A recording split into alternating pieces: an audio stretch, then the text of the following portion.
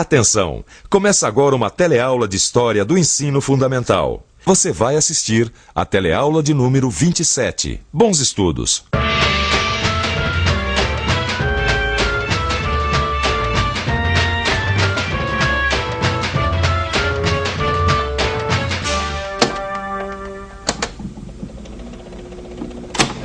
Eu fiz tudo pra você gostar de mim. Bota o retrato do velho outra vez, bota no mesmo lugar.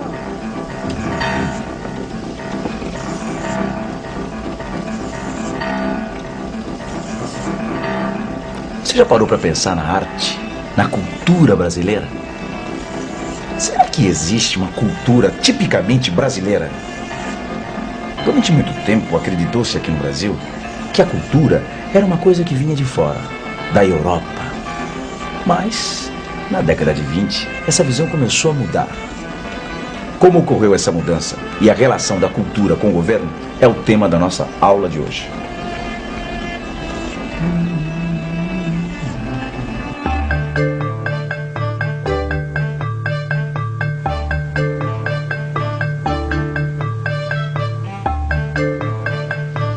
Nós estamos aqui no Teatro Municipal de São Paulo, um teatro que já foi palco de inúmeras e grandiosas manifestações culturais.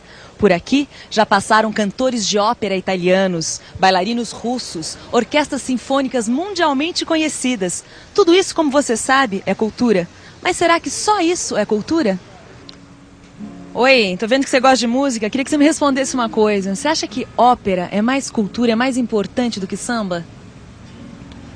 Bom, a ópera não é geralmente do Brasil, né? É de fora, então tem que ser valorizado o que é daqui mesmo, né?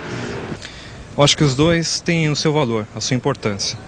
O samba é importante para o brasileiro porque faz parte das nossas raízes, da nossa criação, por assim dizer. Desde os africanos, portugueses, vê o samba, né? Que faz parte do povo. A ópera também é importante, apesar que no Brasil não existe óperas assim muito conhecidas, muito famosas, né? São mais coisas de italianos, de outros países, mas é importante. Manifestação cultural brasileira, eu acho que o repente é bem mais legal do que o carnaval, né?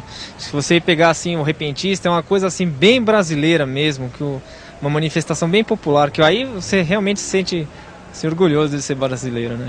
Mas se hoje a gente tem orgulho da arte, da cultura brasileira, nem sempre foi assim. Nos anos 20, grande parte da elite intelectual brasileira não dava a menor importância para a cultura nacional. Mas um belo dia, por mais estranho que pareça, foi uma guerra, a Primeira Guerra Mundial, que deu uma grande força para a cultura brasileira.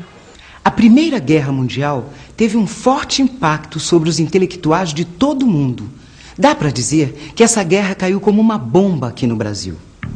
E qual foi essa bomba? Não foi uma bomba de verdade, é claro, mas o efeito foi de uma verdadeira explosão. Porque, no fim das contas, a destruição da Europa acabou revelando que os europeus não eram assim tão perfeitos e tão civilizados como se imaginava.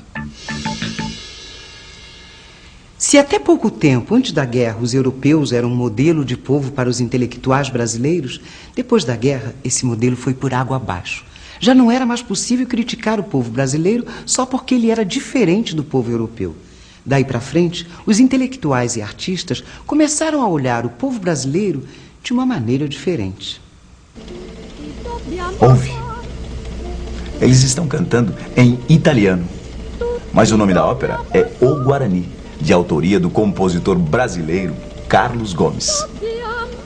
Ela foi composta no século XIX, portanto, antes da Primeira Guerra e antes do período que nós estamos estudando. Mas eu fiz questão de voltar um pouquinho no tempo para a gente entender uma coisa muito importante. Já no século XIX, nem todo mundo criticava o povo brasileiro. Artistas como Carlos Gomes tentaram valorizar as coisas do Brasil na música, na arte e na literatura. Esses artistas transformaram os índios brasileiros em heróis de tempos passados. Eles tinham uma visão do passado que a gente chama de visão idealizada. Quer dizer, nas pinturas e nos romances, os índios apareciam como brancos fantasiados. Na verdade, esse tipo de arte, apesar de brasileira, seguia à risca os padrões da música e das tradições culturais europeias. Tradições culturais europeias. Isso explica porque nós temos esse teatro de ópera aqui bem no centro de São Paulo.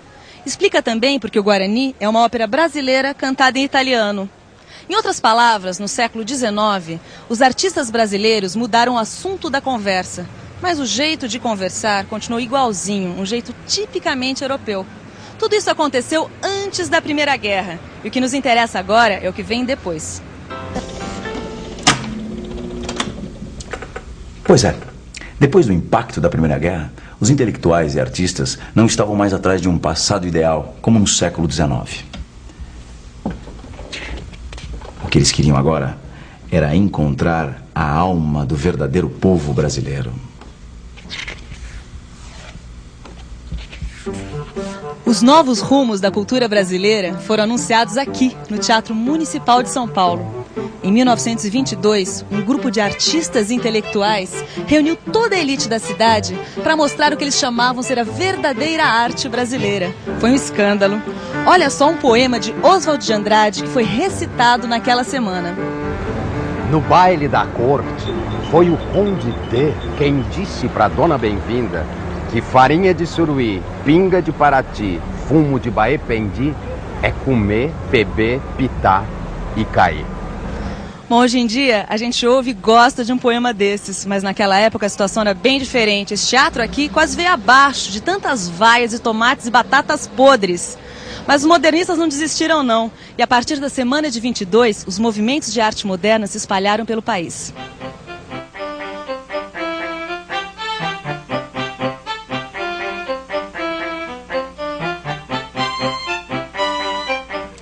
Para a gente entender o que os modernistas queriam com sua arte, é só a gente visitar um museu e comparar os quadros.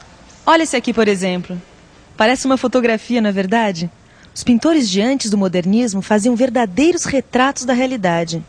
Agora vamos dar uma olhada numa pintura moderna, aqui do acervo da Pinacoteca do Estado de São Paulo. Olha só essa aqui, por exemplo. Você está vendo a diferença? Os modernistas não precisavam mais retratar a realidade com seus pincéis. Eles podiam interpretar essa realidade de uma forma diferente. Não é só o tema do quadro que é brasileiro. Também esse jeito de pintar, essa forma de fazer arte, é uma coisa bem brasileira. Possui um significado social e político que é bem nosso. E não foi só na pintura. Entre os músicos daquela época, Villa-Lobos foi um dos mais importantes. Ele também participou da Semana de 22 e teve a ousadia de trazer para uma orquestra sinfônica som das músicas folclóricas brasileiras.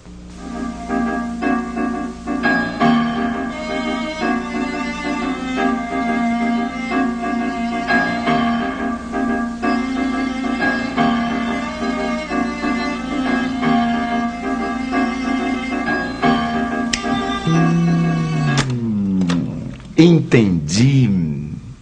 Quer dizer que a mesma coisa que aconteceu com a pintura, que foi buscar na nossa história inspiração para os seus temas, aconteceu com a música.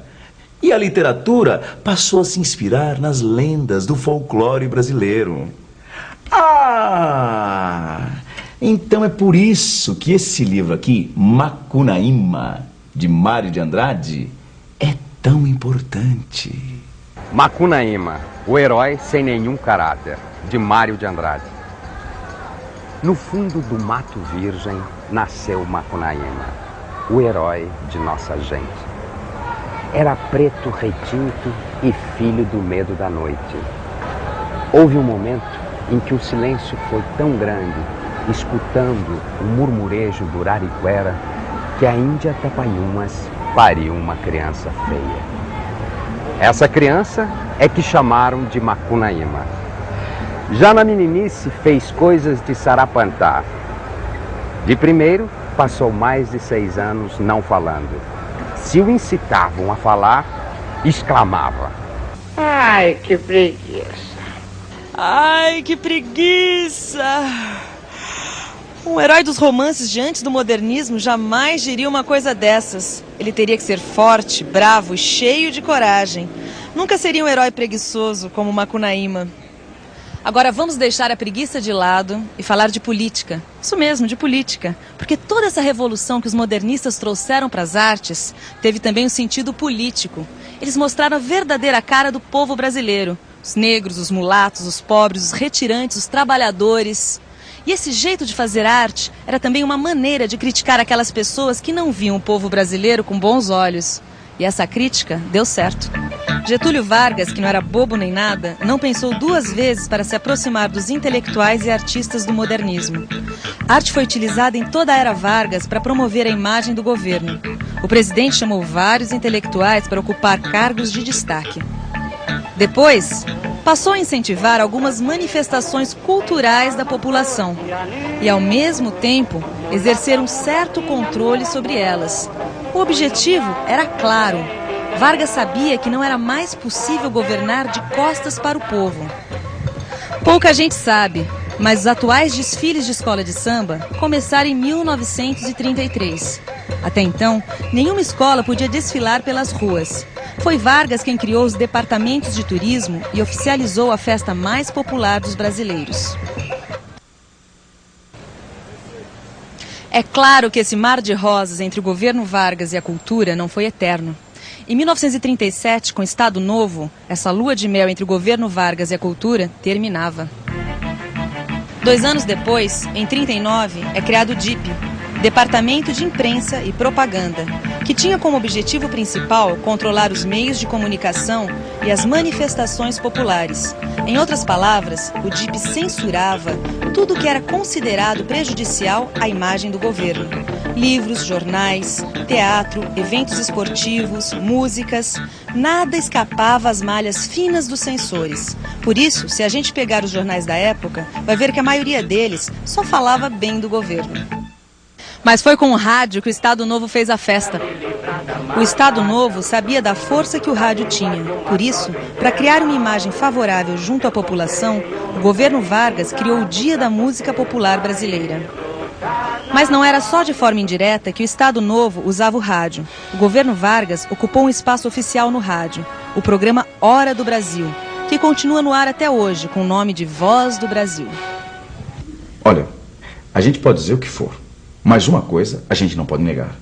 Getúlio Vargas pensou em tudo. E é claro, principalmente na educação, pois é na escola que se forma o comportamento do cidadão. E assim, Getúlio Vargas ampliou a rede pública de ensino, criou os cursos secundários e os profissionalizantes. Se você pensa que todo esse investimento em educação ficou ao Deus dará, mas não ficou mesmo. Toda a rede educacional era controlada pelo Ministério da Educação e Saúde e pela Comissão Nacional do Livro Escolar. O objetivo da Comissão Nacional do Livro Escolar era muito claro: editar livros didáticos e censurar aqueles que expressavam, conforme palavras deles mesmos, pessimismo ou dúvida quanto ao futuro da raça brasileira. Depois dos anos 20, a relação dos intelectuais e do Estado com arte, educação e cultura nunca mais foram as mesmas. Nós vamos ver mais sobre isso nas próximas teleaulas. Até já, hein? E atenção, se liga aí que é hora da revisão. Na aula de hoje, nós vimos como os artistas e intelectuais foram ganhando espaço no cenário nacional, modificando a concepção de arte e cultura brasileira. Nós vimos também como o Estado Novo agiu para intervir e direcionar a cultura brasileira para seu próprio benefício. A agitação intelectual que marcou esse período foi algo mais que um simples movimento de ideias. Ela foi também um movimento de contestação às antigas regras políticas e sociais. E contribuíam para reforçar o sentido de urgência na solução dos problemas nacionais.